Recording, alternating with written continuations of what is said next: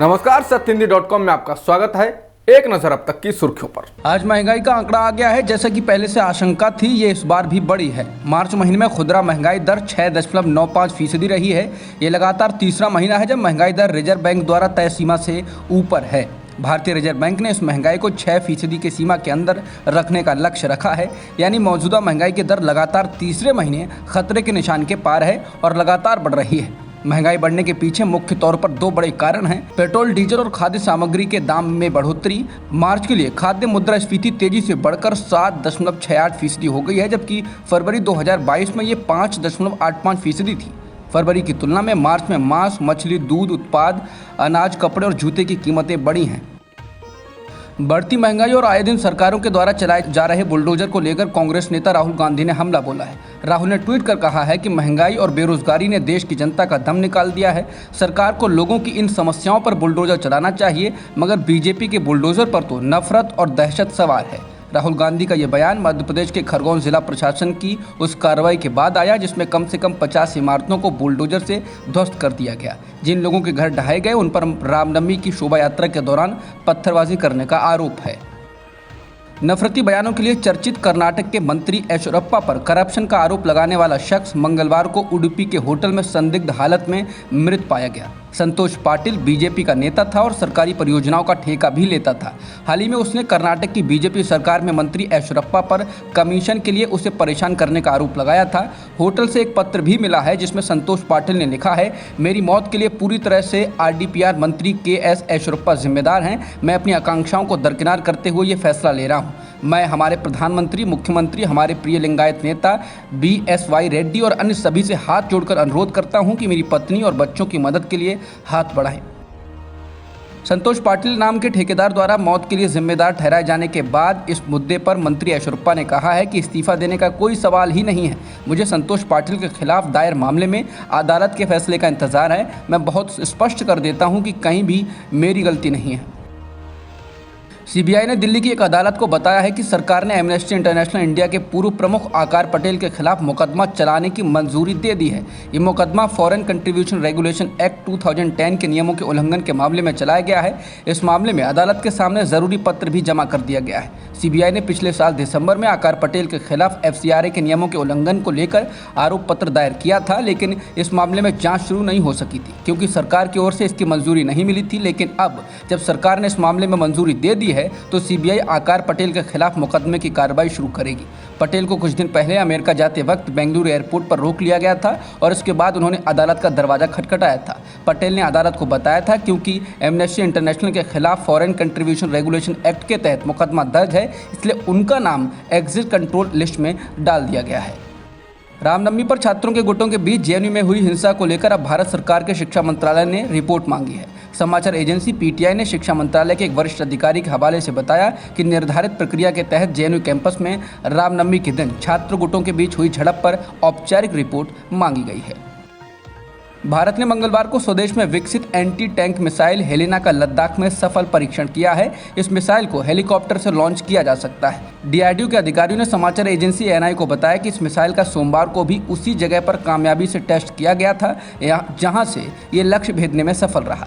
इस मिसाइल को स्वदेश में निर्मित ALH ध्रुव में फिट किया गया था। उसे ऊंचे पहाड़ी इलाके से हेलीकॉप्टर की उड़ान के दौरान टेस्ट किया गया था, जिसमें ये कामयाब रहा। पंजाब में विधानसभा चुनाव से पहले ही कई सियासी दल आरोप लगाते थे कि अगर आम आदमी पार्टी की सरकार बनी तो ये दिल्ली से चलेगी। इसी क्रम में पंजाब में सोमवार को अरविंद केजरीवाल ने राज्य के अफसरों की बैठक ली और अहम बात यह है कि इस बैठक में मुख्यमंत्री भगवंत मान नहीं थे। इसके बाद इस तरह की चर्चाएं फिर से सिर उठाने लगी हैं। ये जानकारी सामने आने के बाद पंजाब कांग्रेस के पूर्व अध्यक्ष नवजोत सिंह सिद्धू से लेकर पूर्व मुख्यमंत्री कैप्टन अमरिंदर सिंह ने आम आदमी पार्टी की सरकार पर हमला बोला है। केजरीवाल ने सोमवार को Punjab state power corporation limited के बड़े अफसरों के साथ बैठक की। इस बैठक में मुख्य सचिव और ऊर्जा महकमे के सचिव भी शामिल थे। नवजोत सिंह सिद्धू ने ट्वीट कर कहा है कि केजरीवाल के द्वारा भगवंत मान की गैर हाजिरी में अफसरों की बैठक लेना फेडरलिज्म यानी कि संघीय व्यवस्था का पूरी तरह उल्लंघन है और पंजाबी स्वाभिमान का भी अपमान है। उन्होंने कहा कि दोनों को इस बारे में अपनी बात साफ करनी चाहिए। पंजाब के मुख्यमंत्री भगवंत मान की गैर हाजिरी में पंजाब के अफसरों की अरविंद केजरीवाल के द्वारा बैठक लेने के बाद लगभग 10 साल तक राज्य के मुख्यमंत्री रहे कैप्टन अमरिंदर सिंह ने भी हमला बोला। उन्होंने कहा कि बुरा होने का डर था, बुरा हो गया। अमरिंदर सिंह ने कहा कि अरविंद केजरीवाल ने उम्मीद से पहले ही पंजाब पर हक जमा लिया है और भगवंत मान रबर स्टंप बनकर रह गए हैं। हालांकि आम आदमी पार्टी के प्रवक्ता ने इस बैठक का बचाव करते हुए कहा कि विपक्षी दलों का इसका स्वागत करना चाहिए। आपके प्रवक्ता मलविंदर सिंह कंग ने कहा कि पार्टी लगातार अरविंद केजरीवाल से दिशा निर्देश लेती है और अगर पंजाब की भलाई के लिए कुछ बेहतर कदम उठाए जाते हैं तो विपक्ष को इसकी आलोचना करने के बजाय इसका समर्थन करना चाहिए।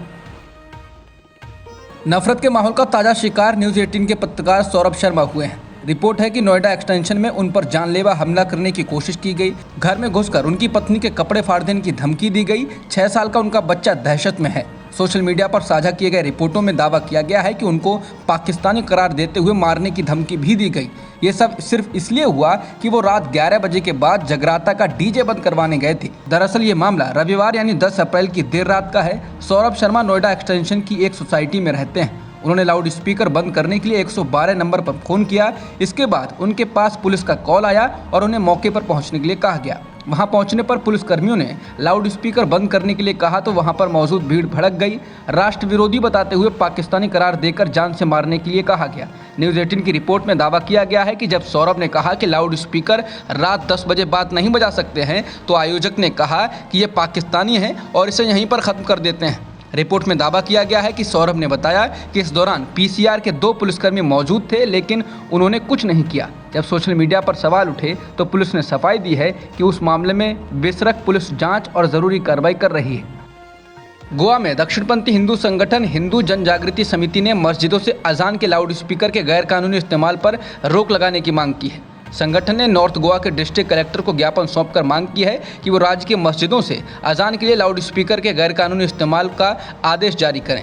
समाचार एजेंसी पीटीआई के मुताबिक हिंदू जन जागृति समिति गोवा के संयोजक मनोज सोलंकी ने कहा कि नॉर्थ गोवा के एडिशनल कलेक्टर ने मस्जिदों से अजान के लिए लाउड स्पीकर के इस्तेमाल पर बैन लगाने के आदेश जारी किए थे, लेकिन निर्देश के बावजूद मस्जिदों से अजान के दौरान लाउड स्पीकरों का इस्तेमाल जारी है। लखीमपुर खीरी कांड के मुख्य गवाह हरदीप सिंह पर हमला किया गया है। ये हमला रविवार को रामपुर जिले के बिलासपुर में हुआ। हमले का आरोप बीजेपी से जुड़े लोगों पर है। लखीमपुर खीरी के तिकोनिया में आंदोलन कर रहे 4 किसानों को जीप से कुचल दिया गया था। इसके बाद वहां हिंसा हुई थी। किसान हरदीप सिंह ने आरोप लगाया कि बीजेपी के जिला महासचिव मेहर सिंह दयाल और शरणबजीत सिंह ने 3 अन्य लोगों के साथ पिस्तौल की बट से उनके चेहरे पर हमला किया। इस घटना में उन्हें गंभीर चोटें आई हैं। परिवार का मानना है कि लखीमपुर खीरी घटना की जाँच कर रहे विशेष जाँच दल यानी एसआईटी के सामने हरदीप द्वारा अपना बयान दर्ज कराने के प्रतिशोध में किया गया है। मामले में केंद्रीय मंत्री अजय मिश्रा के बेटे आशीष मिश्रा को आरोपी बनाया गया है। हरदीप ने पुलिस को दी गई लिखित शिकायत में कहा कि मैं अपने दोस्त सतिंदर सिंह के साथ बिलासपुर से नवाबगंज जा रहा था। अचानक बीच में ही बीजेपी नेता मेहर सिंह दयाल ने हमें रोक लिया, जिसने 4 अन्य लोगों के साथ मुझे गवाह सूची से अपना नाम वापस नहीं लेने पर गंभीर नतीजे भुगतने की धमकी दी और अगली बार जब मैं आशीष मिश्रा के खिलाफ कोई बयान दर्ज कराने जाऊँगा तो उसने मुझे मेरे सिर में गोली मारने की धमकी दी है। उत्तर प्रदेश में विधान परिषद यानी एमएलसी के चुनाव में बीजेपी ने शानदार प्रदर्शन किया है। एमएलसी की कुल 36 सीटों के लिए चुनाव हुआ था, जिसमें से 9 सीटें बीजेपी पहले ही निर्विरोध जीत चुकी थी। चुनाव नतीजों के बाद कुल 36 में से 33 सीटें बीजेपी के खाते में गई हैं, जबकि 3 सीटों पर निर्दलीय उम्मीदवारों को जीत मिली है। इन सीटों के लिए 9 अप्रैल को मतदान हुआ था। विधानसभा चुनाव में मिली हार के बाद समाजवादी पार्टी के लिए ये एक और बड़ा झटका है, क्योंकि उसके एक भी उम्मीदवार को चुनाव में जीत नहीं मिली है, जबकि बीजेपी के उम्मीदवारों ने कई सीटों पर सपा के उम्मीदवारों को बड़े अंतर से चुनाव हराया है। आजमगढ़, वाराणसी और प्रतापगढ़ सीट पर निर्दलीय उम्मीदवारों को जीत हासिल हुई। अमेरिकी विदेश मंत्री एंटनी ब्लिंकन ने कहा कि अमेरिका भारत में मानवाधिकारों के हनन में बढ़ोतरी की निगरानी कर रहा है। उन्होंने कहा कि हम नियमित तौर पर अपने सहयोगी भारत से मानवाधिकार के मूल्यों को साझा करते रहते हैं। हम भारत में कुछ हालिया घटनाओं की निगरानी कर रहे हैं। इसमें कुछ सरकारों, पुलिस और जेल अधिकारियों के मानवाधिकारों के उल्लंघन करने की बढ़ती घटनाएं शामिल हैं। ब्लिंकन ने इस पर और ज़्यादा विवरण नहीं दिया। इस संवाददाता सम्मेलन के बाद जयशंकर और राजनाथ सिंह ने ब्लिंकन से बात की, लेकिन मानवाधिकारों के उल्लंघन के मुद्दे पर कोई बयान नहीं दिया। बता दें, बाइडेन की पार्टी की सांसद उमर ने पिछले दिनों कहा था कि मोदी सरकार मुस्लिमों के मानवाधिकारों का उल्लंघन कर रही है। उन्होंने इस पर कदम उठाने को कहा था। भयंकर आर्थिक संकट से जूझ रहे श्रीलंका ने मंगलवार को कहा है कि वो उसके ऊपर चढ़ा 51 अरब डॉलर का विदेशी कर्ज नहीं चुका पाएगा। बता दें कि श्रीलंका में हालात बेहद खराब हैं और ईंधन, दवाएं, खाने का सामान सहित अन्य ज़रूरी चीज़ों के लिए लोग बेहद परेशान हैं और सरकार के खिलाफ लगातार प्रदर्शन कर रहे हैं। श्रीलंका सरकार के वित्त मंत्रालय ने कहा है कि इस विदेशी कर्ज में विदेशी सरकारों से लिया गया लोन भी शामिल है और ये कदम हालात को और ख़राब होने से रोकने के लिए उठाया गया है। श्रीलंका में हालात इस कदर ख़राब हो गए हैं कि बीते दिनों वहां आपातकाल लगाना पड़ा था। सरकार की कोशिश इसके जरिए लगातार बढ़ रहे विरोध प्रदर्शनों को रोकने की थी, लेकिन विरोध प्रदर्शन जारी हैं और कुछ दिन बाद सरकार को खुद ही आपातकाल हटाना पड़ा। अब तक की खबरों में इतना ही। बाकी खबरों के लिए बने रहिए सत्यहिंदी.com के साथ।